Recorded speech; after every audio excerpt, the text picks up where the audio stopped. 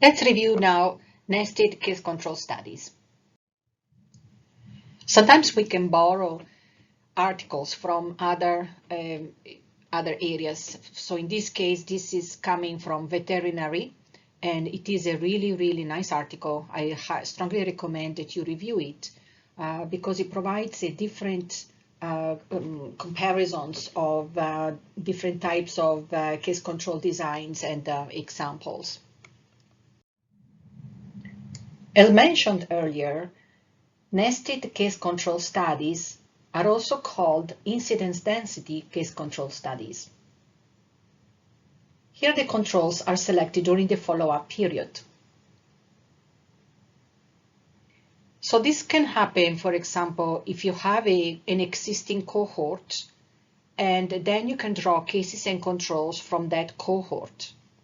This is much better than simply getting cases and controls and you really have no idea which cohort they came from. You just pick cases, pick controls. In this case, for example, you might be aware of a cohort study, and then you can select cases and controls from that study. The controls in this case are selected throughout the time period. And we use incidence density sampling. So the controls may be selected concurrently as the cases develop. Now the controls are disease-free at the time a case occurs. So as the study progresses, the cases occur, then the controls are selected, and you can select one or more controls for each case. These studies can be conducted either prospectively or retrospectively, depending on when the investigator is looking at this particular study. Is the study ended, or is it just about ready to begin? And the controls may be matched or unmatched on other factors to the cases. Here we see a graphical example of a nested case control study.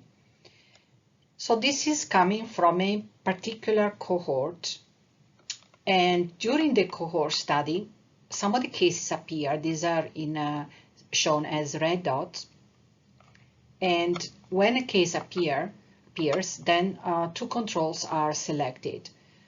These are matched on time to the cases. So you can see, for example, here we have the first case appearing and two controls matched. Now notice that patient number 2 right here is initially a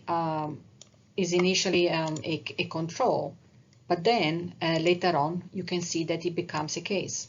So we have right here, but then if you look right here, it's actually becoming a case later on.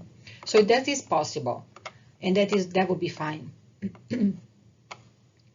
And there are also censored individuals. So if we are actually matching controls on time, then the exposure odds ratio that we calculate will be an unbiased estimate of the rate ratio for the original cohort study.